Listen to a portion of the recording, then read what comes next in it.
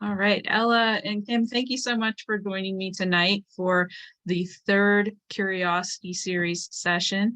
And Ella, you've been to all of them, so I just want to thank you for that. And I want to welcome you, Kim, to the discussion. So tonight we are here to talk about the question, how do we get people who are struggling involved in trails? And part two of the question is, and how do we get them outside using them?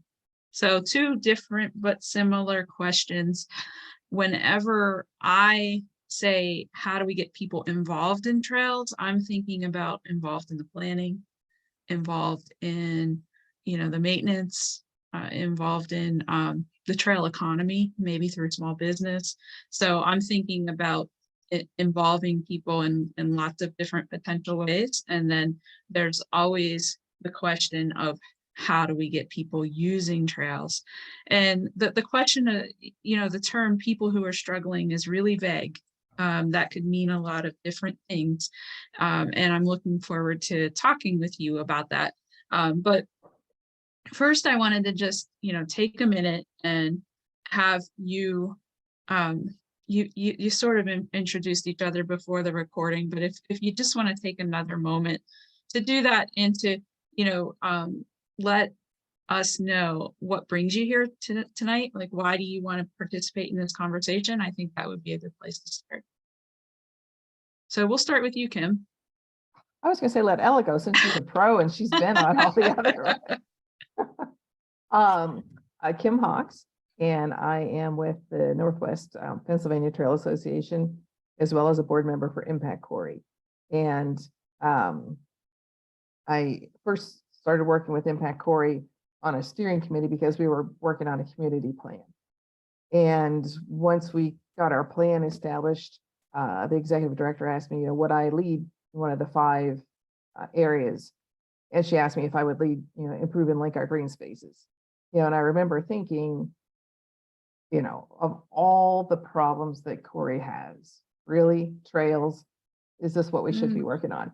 But the more that I, researched and got into things, just really turned me around and became a huge advocate from the point of not just that we should be doing trails, but this is really, in my opinion, like the most important area that we should be working on because it's accessible, for everyone.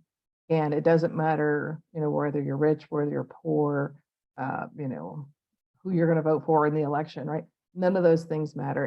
It's a public service that is, hopefully we're building it to be equitable and inviting, for everybody. And so I think, from that, then I'm trying to learn more about trails and see how I can help, the region build the trails that we have, and hopefully do some economic development along the way so that we can become more of an outdoor town. Because I really think that Corey has a lot of things to offer. I grew up, right in the area, but I moved away for many, many years, and came back because I do love the area. And so I think a lot of people here think it is really just depressing and whatever, but it's really not. I mean, there are so many advantages and opportunities that we have that I think we're just not taking advantage of. And I think trails is one of those ways to share that with people. Great. Well, thanks. And thanks for joining us tonight. Ella? Yeah, I'm Ella Belling. I'm the executive director for the Mon River Trails Conservancy, and we're kind of hubbed in Morgantown, West Virginia.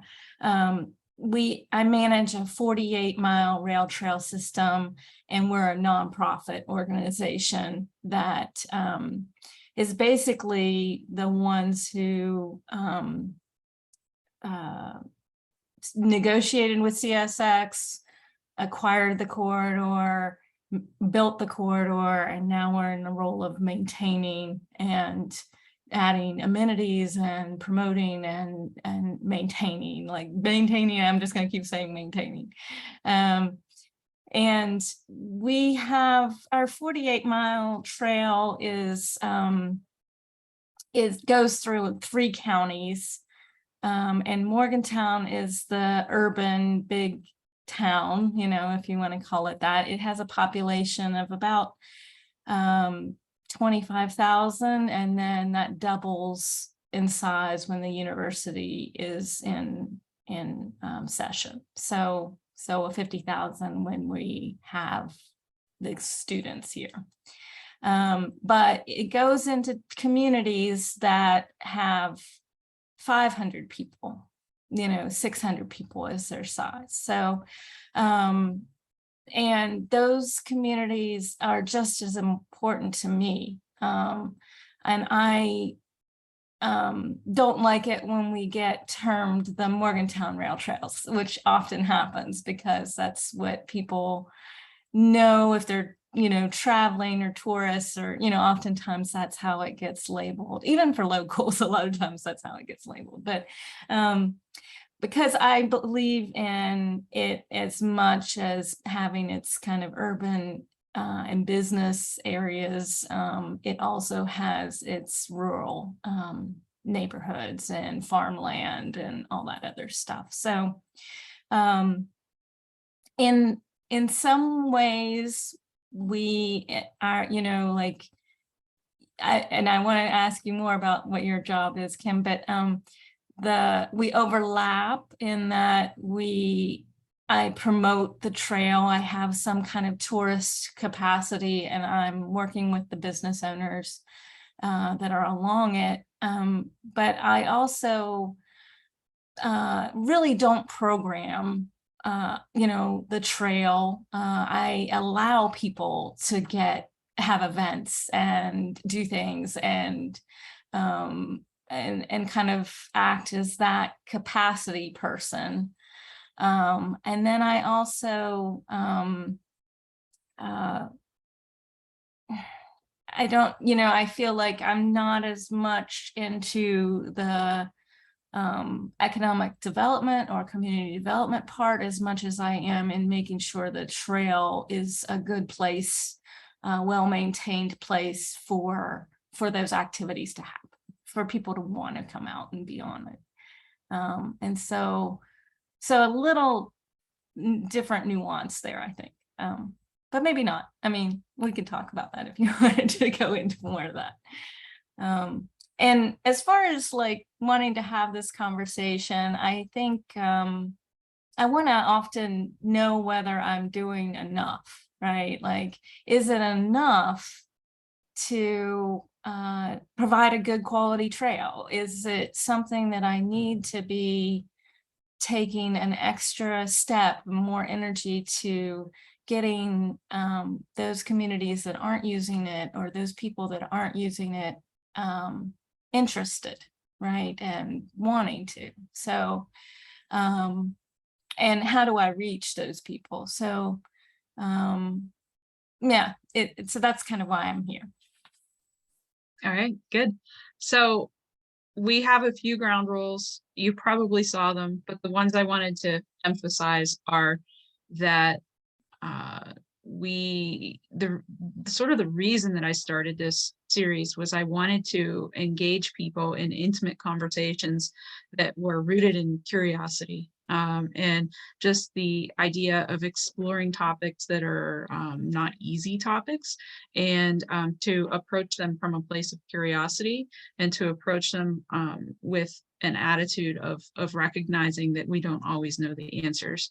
And so that's something I really wanted to point out, and to just emphasize again that nobody needs to be an expert here. We're just having a conversation about the topic. And as for the recording, we are recording, and we may or may not share it. I will launch a poll at the end of the meeting. It will be anonymous, and we can decide, you will decide whether you want this conversation to be shared with others, and I will respect whatever your decision is about that. I want you to be able to have a free-flowing conversation, and to not be wondering whether this will be shared.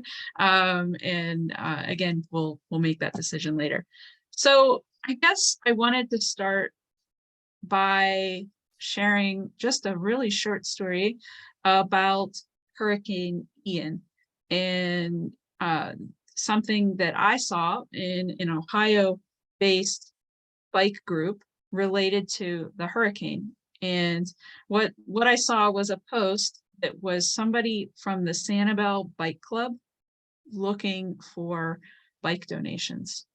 And the gist of the post was there are people in that part of Florida on Sanibel Island and probably lots of parts of Florida who not only lost their homes, but they also lost their bikes. And they were looking for donations, but with the idea that, well, as much as going on, some of us would like to go out and ride.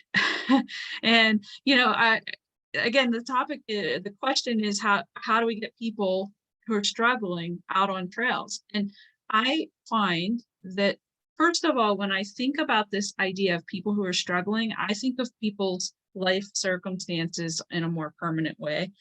Maybe I shouldn't, but I think about socioeconomic circumstances and, you know, and I bring assumptions to that. I personally bring assumptions, and I think a lot of us do, about whether people have time or interest to become involved in trails or to use them. But then this story from Sanibel Island comes along, you know, with this short-term circumstantial hardship, you know, in which people who have lost their homes still want to go out and bike. And to me, that reminded me that we might make a lot of assumptions about how people won't have the time or the energy or the interest, but maybe they do.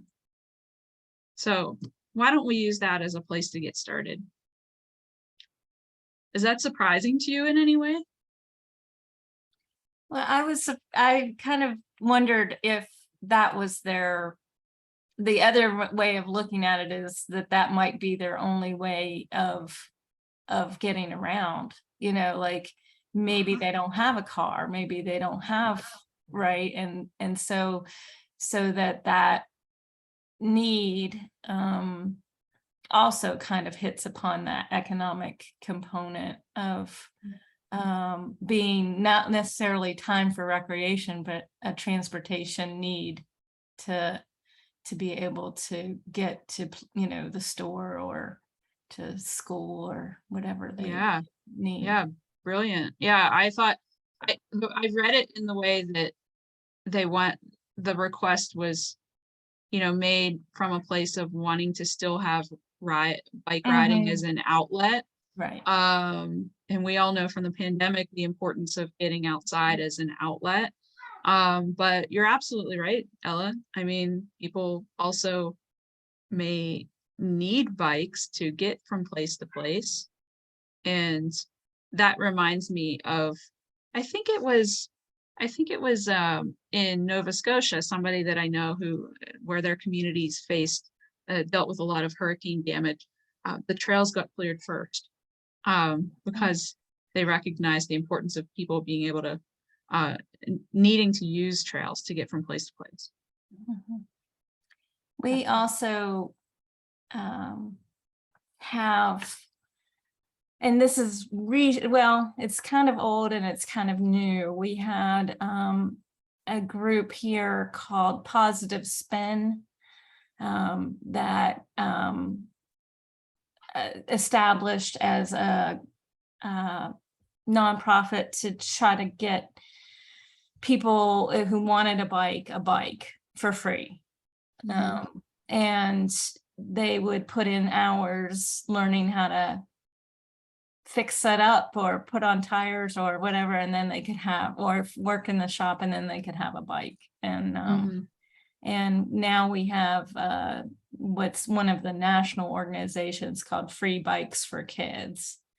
And that's you know, another way of trying to like break down whether that's a hardship or not, right, to have the money to have a bike. But I don't necessarily, you know, it's easy, it's free to walk, right?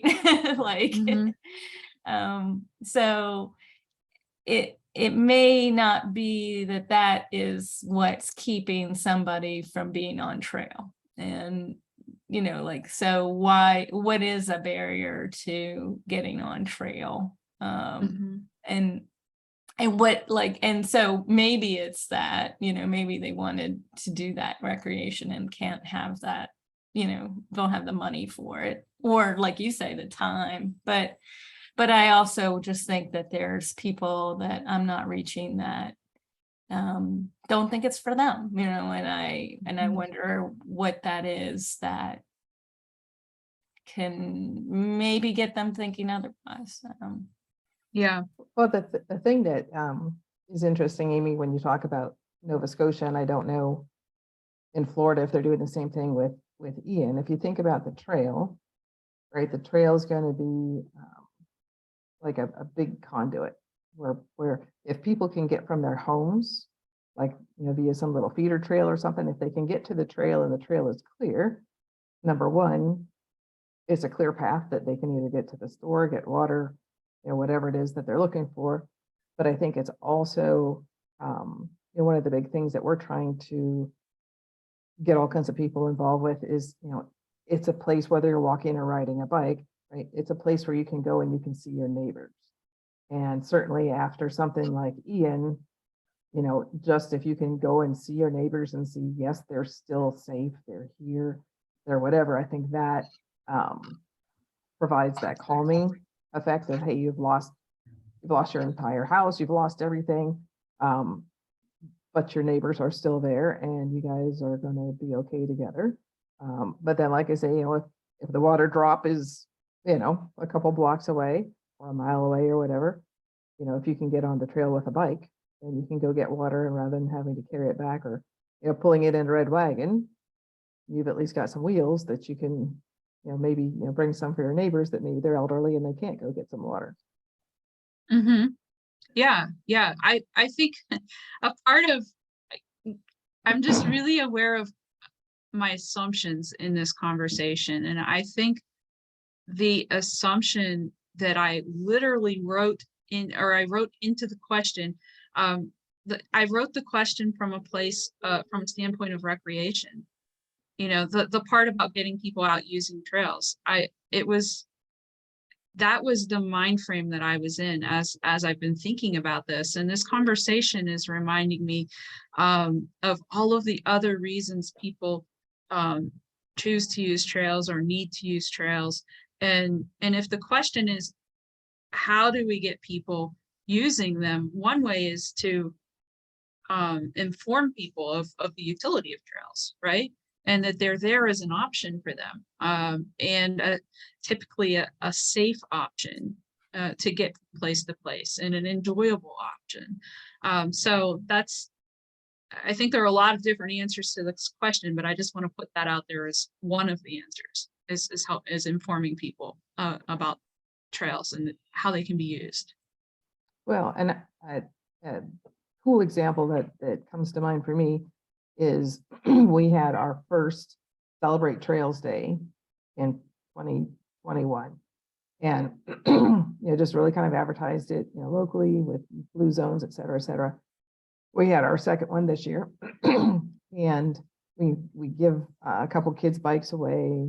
We give any kid that comes, like Erie County was awesome. I mean, any kid who came, they gave them a free bike helmet, which was just amazing.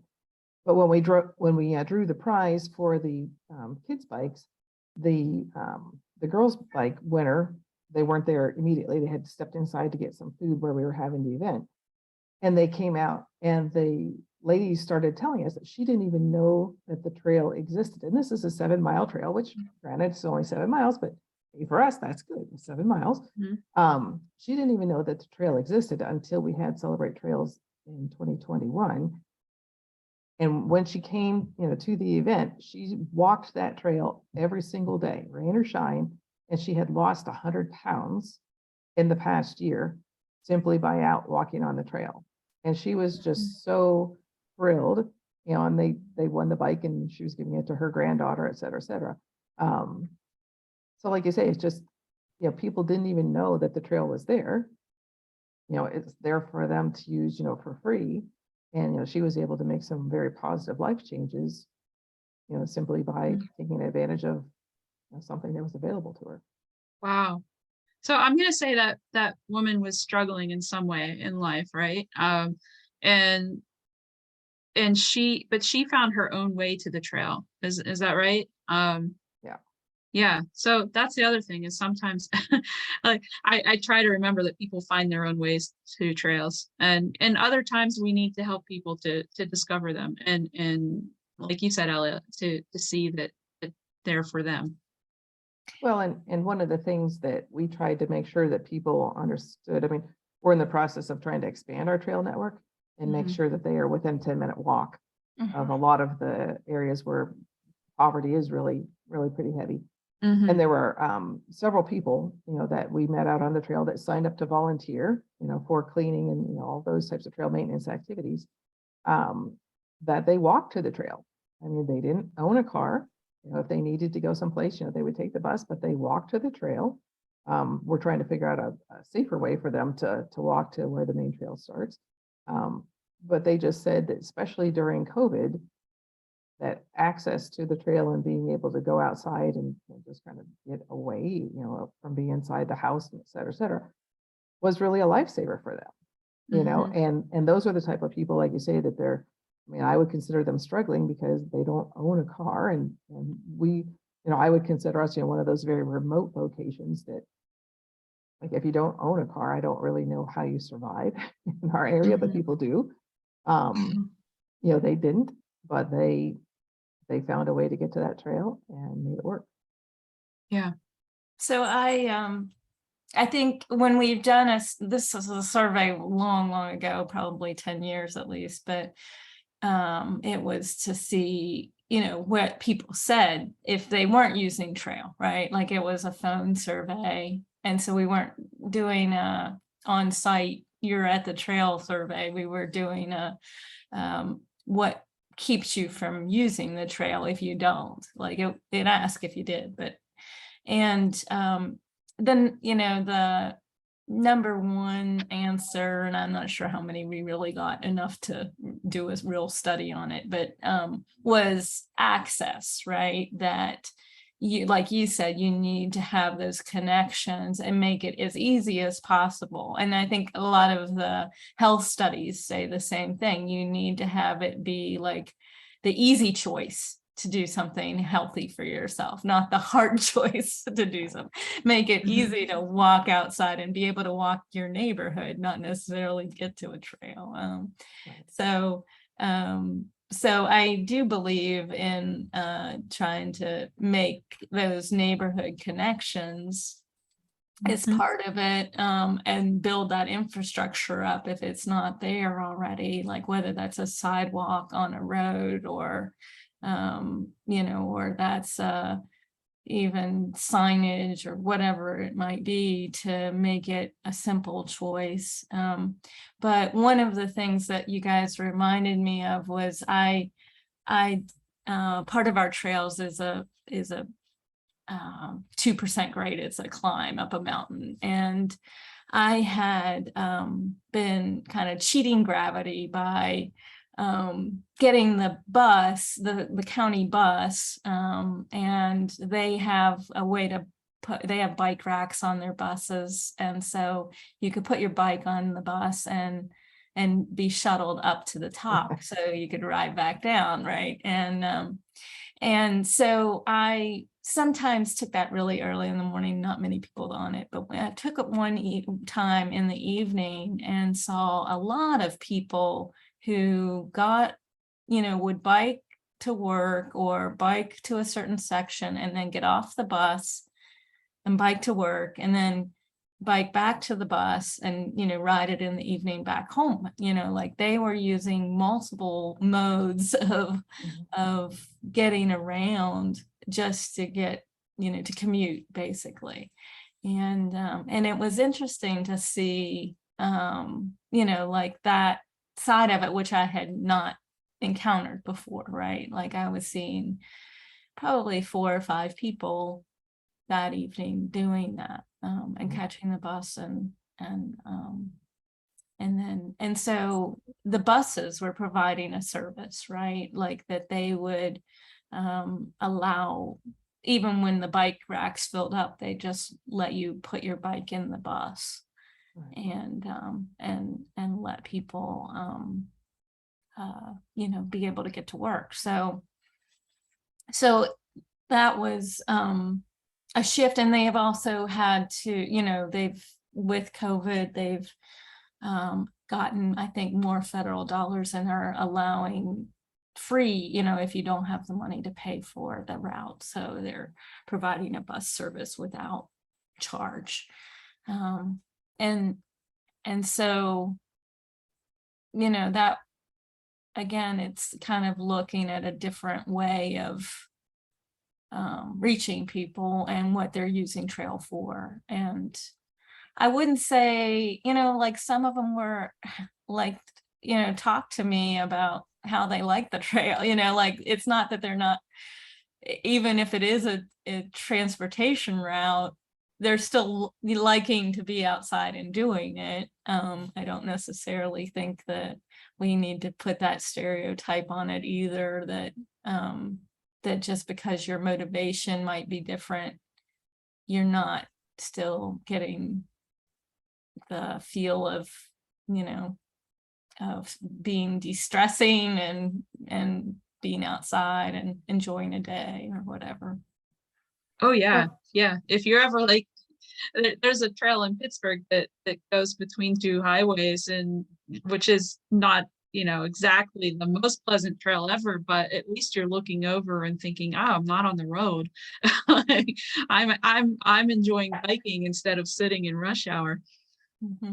Go ahead, Well, Kim. I was gonna say it's interesting too, because I think a lot of it is just, at least for me, like mental conditioning, right? I mean, I live in a very rural area. If you want to go someplace, you drive. And we had, some people coming in that we wanted to, show them, the trail that we were, working on, et cetera, et cetera. And just logistically, I had a lot of things going on. So I'm thinking I need to start on one end of town, finish on the other end of town, but then I need to leave immediately. How am I going to do this?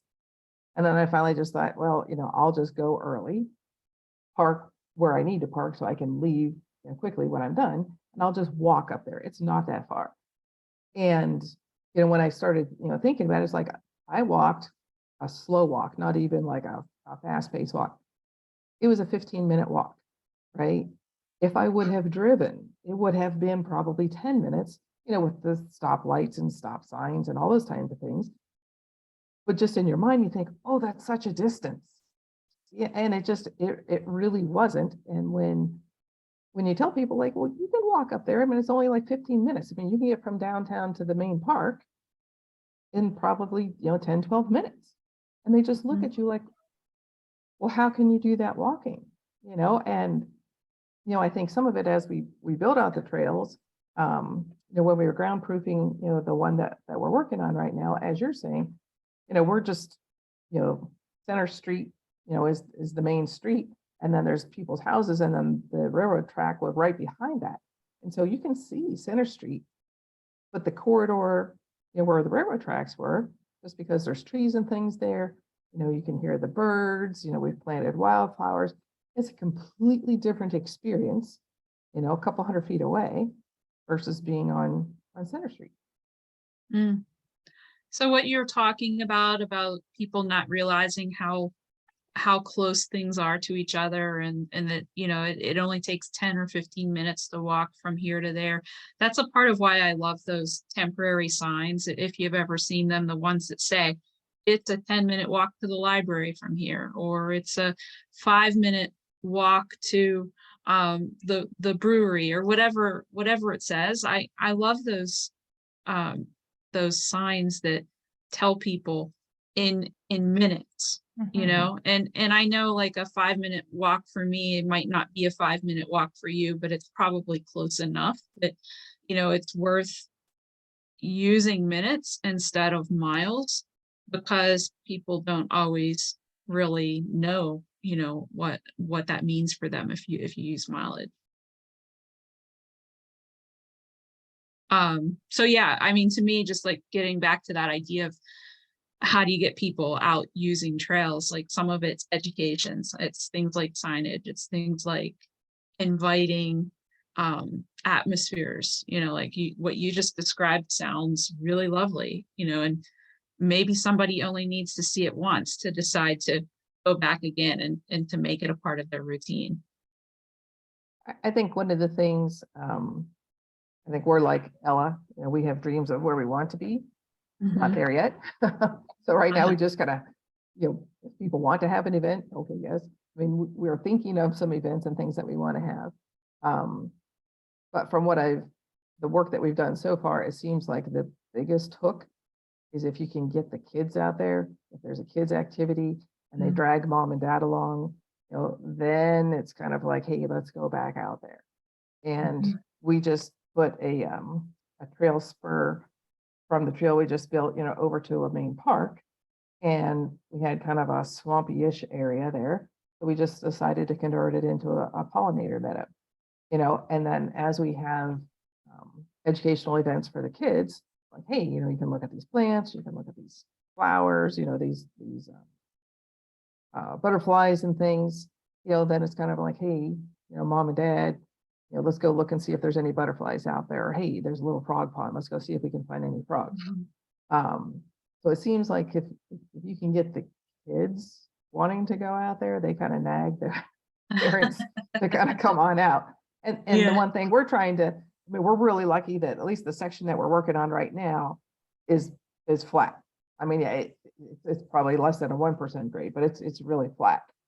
So it's like, if you're with grandma and grandpa, bring them out, because this is a safe, flat space for you to go as slow as you want, and you will enjoy it. Yeah. Yeah, that's great. I'm a big proponent of programming trails with events and activities, and I love it whenever those things really don't even have to do with the trail in a way. Like the trail just becomes the venue or the surface that gets people to do things that may be seemingly um, unrelated or just things that are meeting people where they are in terms of interest. It doesn't have to be very much about the trail at all. And Ella, there's one, I think it's Harrison Rail Trails. They do that annual Halloween themed event, and they're Kim. What they do is they have it's a haunted trail or something like that, and there's an old um, rail tunnel that is a part of the trail, and they bring people into the tunnel and they're telling scary stories, and these are the kinds of events that you don't always see on trails, but they get so many people out to experience the trails, and I think a lot of them probably for the first time. And I would be really interested to know if they have ever done any research or surveys or anything to see how many people have come back following that event. I don't think they have. And it was funny, like it's we all kind of that watched who had been in the trail business elsewhere, who are like, you didn't get people's name, you didn't get them to sign in, you didn't get them to even write down their names so you could invite them to another event. It was like, oh my gosh, you just did it without like capturing the numbers or the, the information. That was like, oh, but Yeah. I mean, I do think they've gotten huge turnouts again, and I think they've gotten better about saying, oh, like they didn't even put out a donation jar, like it was free, and it was just to have fun one night, and so I think that was a moment where we all program and know how much work goes into sometimes having events. Like what were you doing, what were you thinking? Yeah. But we've been very fortunate. I think this is one of the things that I've been very fortunate to see, where on our trails we have probably 30 or more events. That COVID, of course, impacted that, but 30 or more community events that I did not program, right? That I did not put together and put on and host. Like I do that, I have to do that for fundraising, but we have people who do a dog race with their dogs, and that goes for, community spaying and foster dog rescue. And we have people who do a half marathon, like post a half marathon for literacy. So, and then we have food banks, turkey trot for food banks. And we have, so it goes back to all of these different community causes. And a lot of times who you're inviting, sometimes they're like a walk. So a walk for cancer research or something like that. And that's going to attract a different crowd. People who love animals or have a dog are going to attract a different group. And a lot of times it's hitting just runners that may not have anything, may not care at all about what the cause is. They just want to go out and do a run, right? But in that way, I think, there is an opportunity where people are learning about a trail through some other group promoting or talking about it, or their father ran in this race, or their or their cousin or whatever. So people are learning about it without the effort on money and time that I would have to put in for that. But I kind of, and I think this is kind of a problem that maybe, Kim, you don't have to, hopefully, maybe not encounter, but we have a situation here, and I think a lot about water trails too, having the situation where an area has been run down, or has been with the rail corridor, or has gone through a section of, that's had a bad reputation, or had this, that's a party spot, or whatever the name, whatever name it gets labeled. And with our river, it's, well, that was so polluted, right? Like the river's not safe.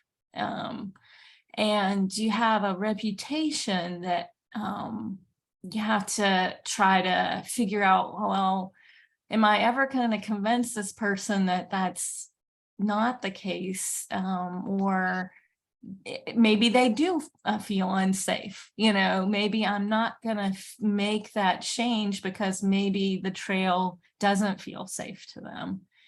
And I expect, like, we have a homeless population, and people don't always feel comfortable, even if the homeless are just using trail, right? Not necessarily doing anything other than being poor and being on trail. And then I have a conflict where I have people saying, well, we won't use a trail unless you get rid of the homeless, or, like, where another population of people using it is what's keeping others from using it. And what do you do when, like, there's this like conflict of populations? Is something I struggle with too. And that's not one I don't know that we have answers for yet. I would love it if we did.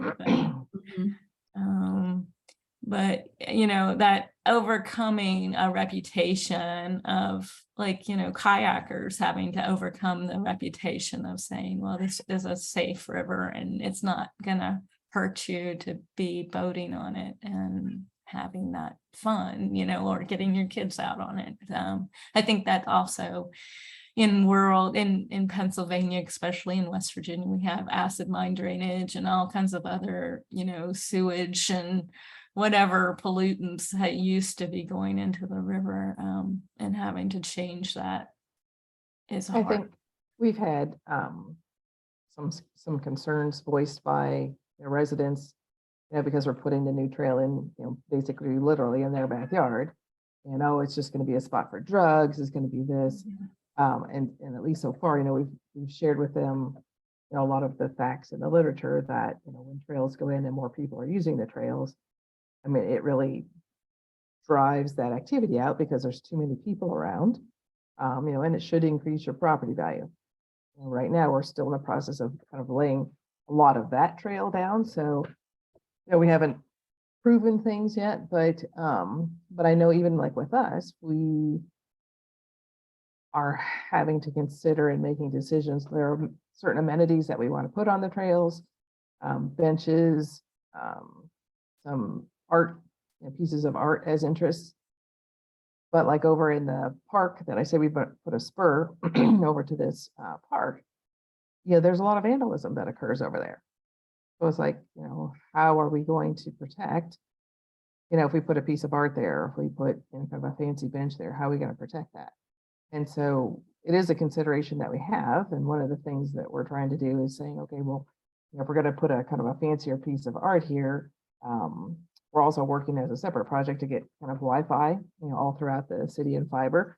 So it's like, well, we'll get a camera, on that art, and insurance, obviously, so that, if it does get vandalized, then, we can try to find the people that are doing it and kind of stop that. But yeah, I think there's always, kind of that, some people you'll be able to convince otherwise, and other people, you can't. And I think you just, do the best you can. And the more advocates that you can build, and hopefully, those voices are drowning out, the people that are naysayers. Mhm. Naysayers, the topic of last week's discussion. So we just covered a lot of ground. And one thing I do want to circle back to is what you were saying, Ella, about other people hosting events and programs on the trail. So it's not you doing it, but lots of different groups are using the trail for organized events. And I think that's such a positive sign of a well-valued space. And so the question tonight is, how do we get people out using trails? One of the answers is we have other ambassadors out there in our community programming the space and getting people there. So to me, that just as a reminder that it's not all on us all the time. There are some of those other groups that are getting people out. And I talked before earlier about, I used the term venue, trails as a venue.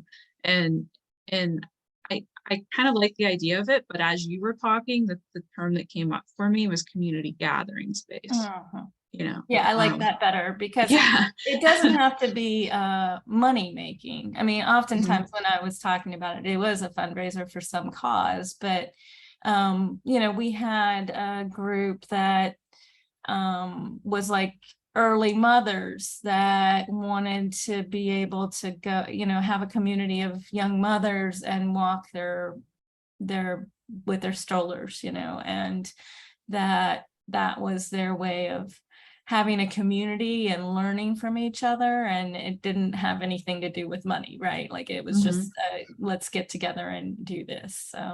We've had like church groups that will say, oh, let's after Sunday church, go have a community walk or whatever. So it doesn't, I agree, it doesn't have to have that venue. I think kind of suggests money hence involved. Yeah. Well, and I think one of the things that we have we've done and we're trying to do more of, Corey just recently got Blue Zones certified. And so when Blue Zones team were here, one of the Blue Zones team members really kind of started these walking moais. And so, maybe there would be a topic. Sometimes they're just, let's just get together and walk. Sometimes it's, because I know I did a walking moai on what are we doing with trails? What are our plans? So come, and I'll talk with you about what our plans are. We could be outside enjoying nature, getting some walks in.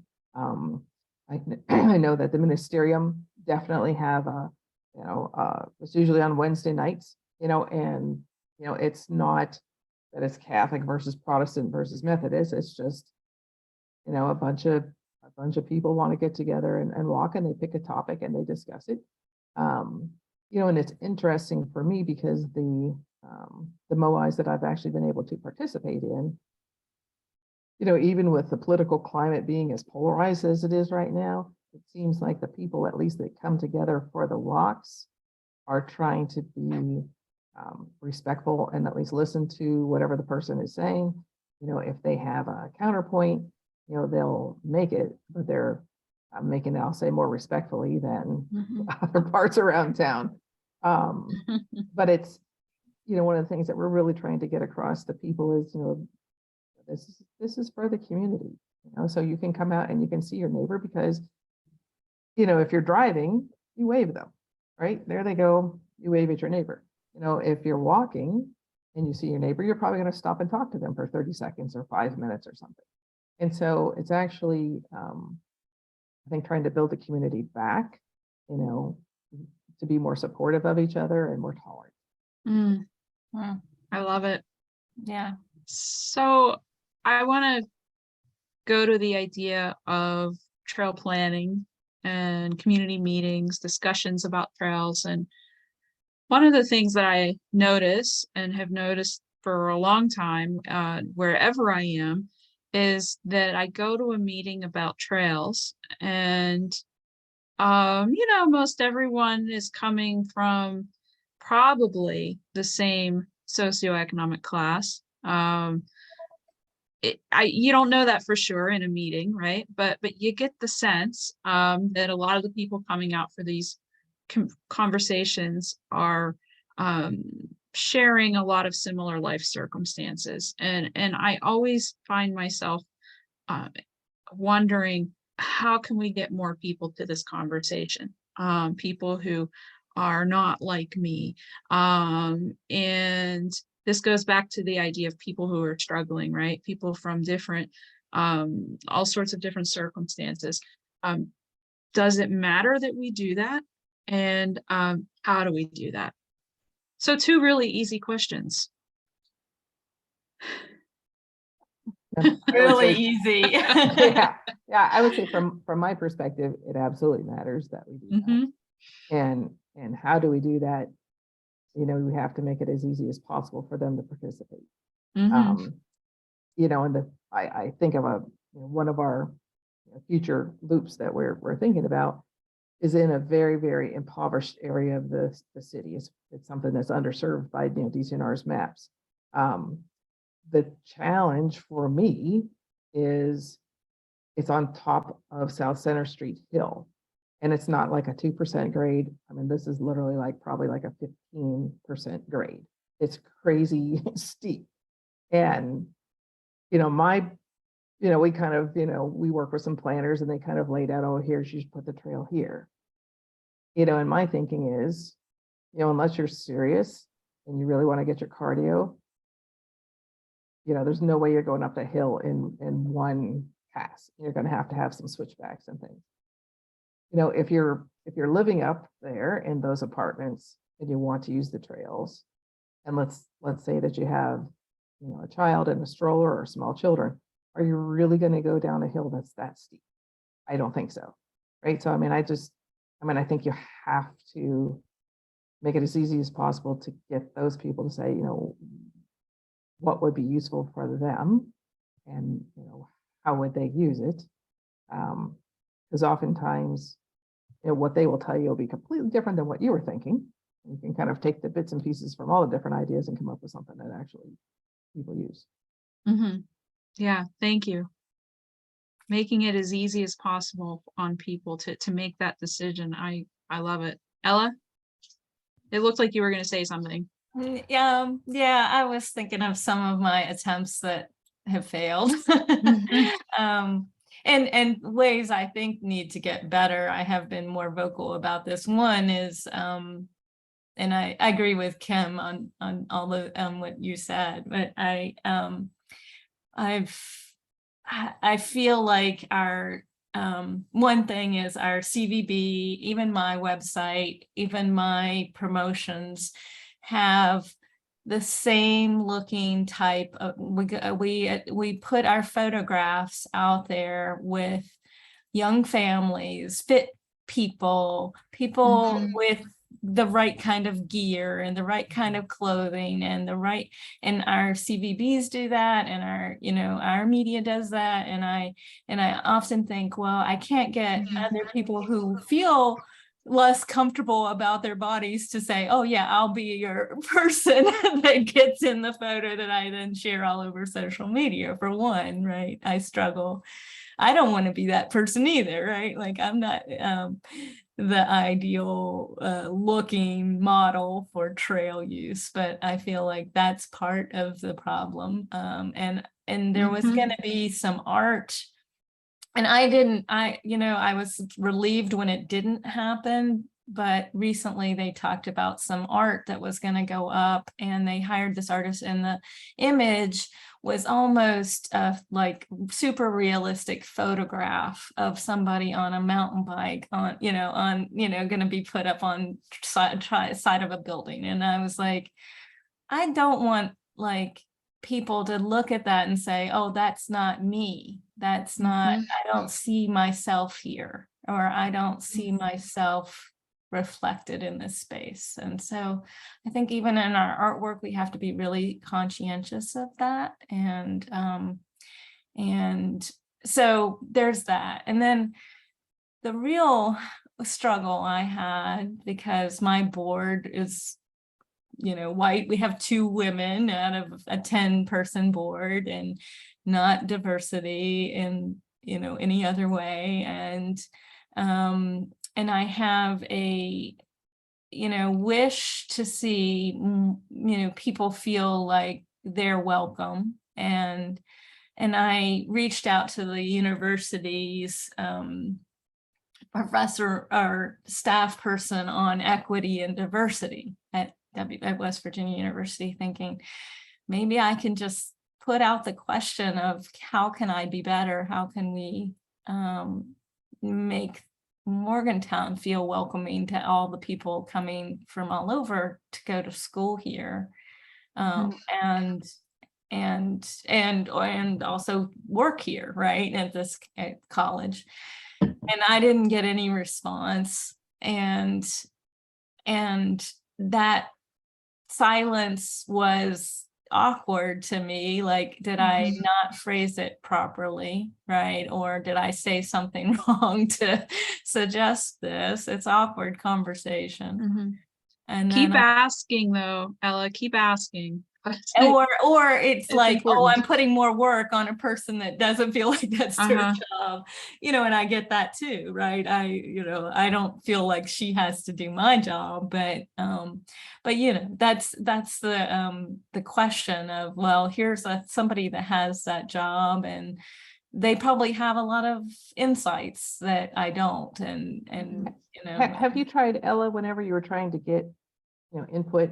One of the things that we have been talking about is trying to find some people, because a lot of the boards and things I'm on are, I think, as you're saying, not very diverse. And so one of the things that we've talked about is trying to have, like, friends of the trail or whatever it is, and intentionally reaching out to get younger people, somebody that's not white, which in Corey is a huge, there's just not that many. Somebody that's maybe, economically, challenged.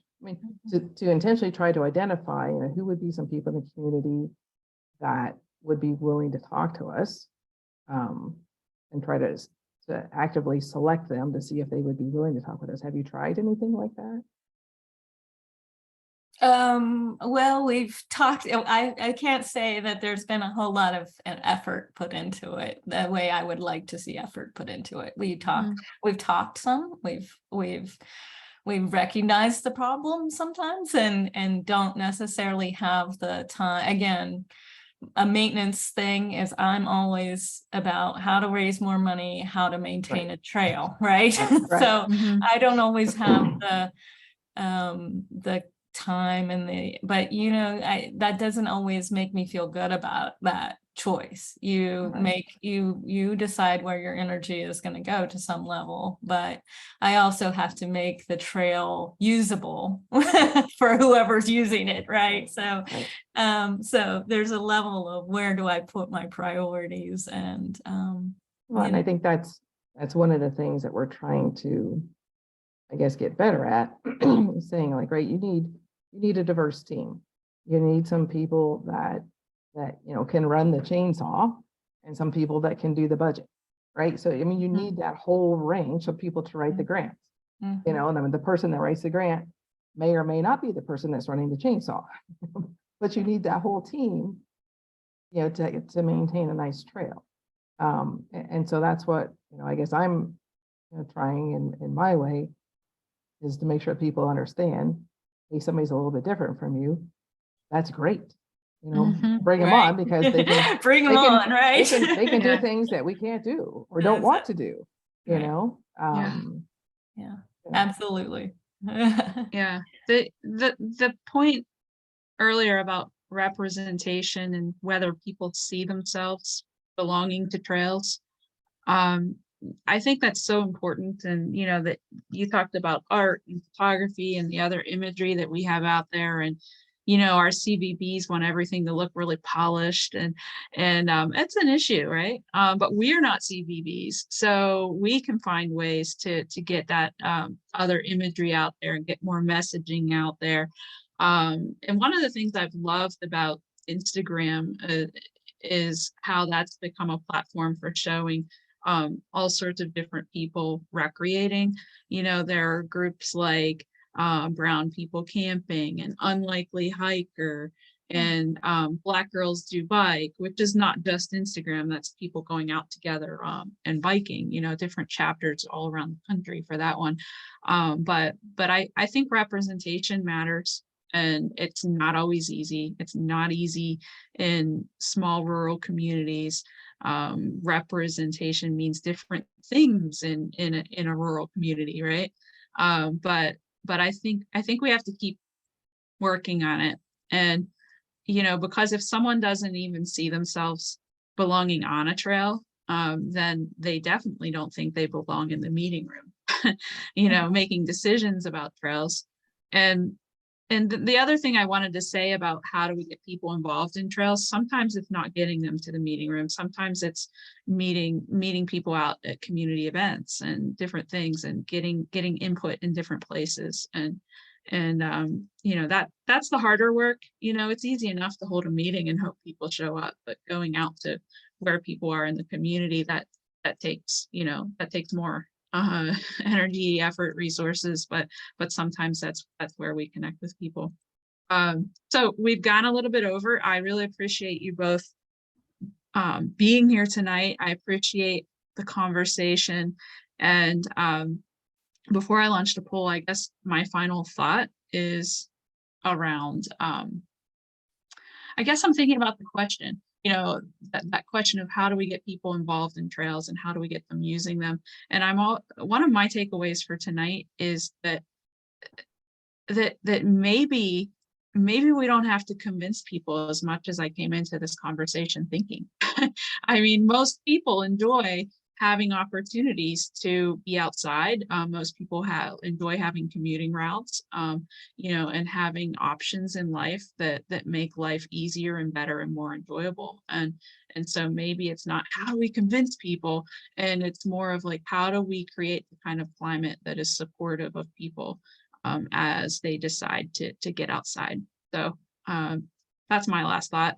And with that, I'm going to launch the poll.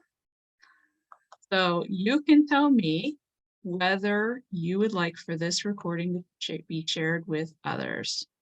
There's no pressure to answer yes or no, whatever you want to do. Okay, you both said yes. So I will share this with you when the recording is ready, and I will share it with others because I think we had a really valuable conversation, and I think other people will benefit from listening to it. So thank you both. Next week's the very last of the series. We're going to be talking about how those of us working in trail towns can learn more from community development and all of the latest and greatest in community development. So I hope you can participate, and thanks for being here tonight. You want us to learn new tricks. I don't know. I want to learn new tricks. Yeah, right. Well, I want others to Instagram, not me, somebody else. I'm still struggling with it. Oh, well, we're all struggling in one way or another, but thanks for showing up tonight. It's been a really enjoyable conversation for me. It was, yes, for me too. Thank you. Thanks. Thank and you, nice ladies. meeting you, Kim. Yep, nice meeting you. Thanks Yep. for enduring my cat again. Of course. All right. Have a good night. Good Thank night. you. All right. Goodbye.